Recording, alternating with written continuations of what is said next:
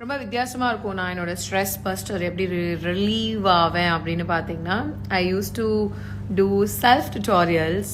And அப்போ இப்போ நீங்கள் ஸ்ட்ரெஸ்ஸாக இருக்கீங்களா அப்படின்னு நீங்கள் கேட்டிங்கன்னா, ஆஃப்கோர்ஸ் கொஞ்சமாக அதான் உண்மை.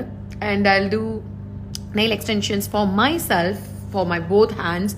ஏன்னா லெஃப்ட் ஹேண்டில் பண்ணுறதை விட ரைட் ஹேண்டில் பண்ணுறப்போ ரொம்ப இன்னும் பொறுமை வேணும். ஸோ என்னோட பொறுமையை நானே டெஸ்ட் பண்ணி பார்த்துப்பேன். Because I don't want to show my anger to anyone. Because எனக்கு நிறையவே கோவம் வரும்.